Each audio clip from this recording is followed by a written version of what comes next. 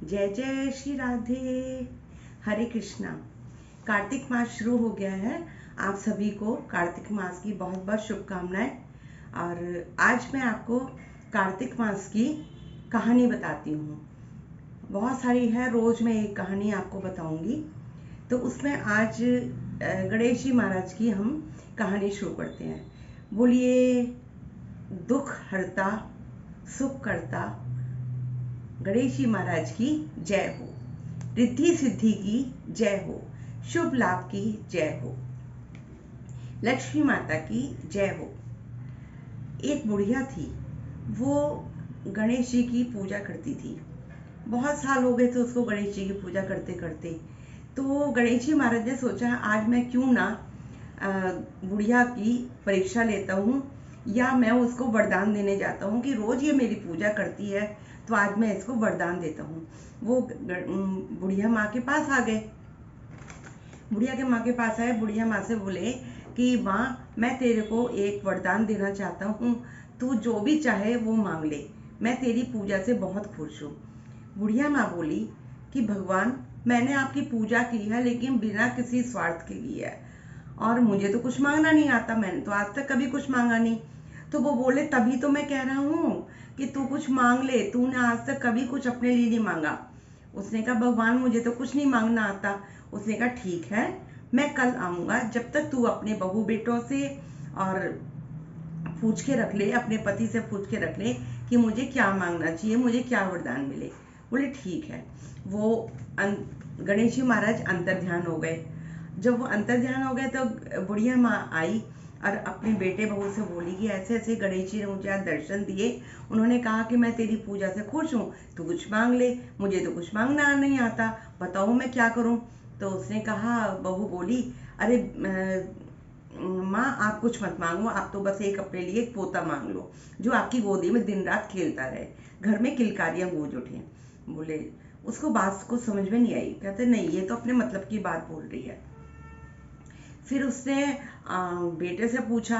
बेटा बोली माँ किन चक्रों में पड़ रही है, हमारे पास तो घर में पैसा नहीं है, बहुत गरीबी है, तू धन मांग ले।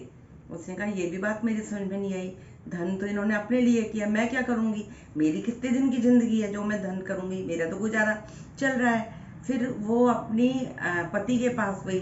पति ने कहा अरे तू कुछ मत मांग, तू मेरी ना लंबी आयु मांग ले, अपना सुहाग मांग ले, मैं रहूंगा तो तेरे लिए सब कुछ है।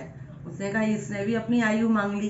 फिर वो पड़ोसी के पास गई, पड़ोसन से कहा, तो पड़ोसन को सारी बात बताई। पड़ोसन बोली तू किन चक्रों में पड़ रही है, ना बहू की मांग, ना बेटे की मांग, ना पति की मांग, तू तो अपने लिए दीदा गोड़ा मांग ले। दीदा गोड़ा मतलब आंखों की ज्योति और पैर घुटने मांग ले, कि तेरा स्वास्थ्य ठीक रहेगा तो सब कुछ।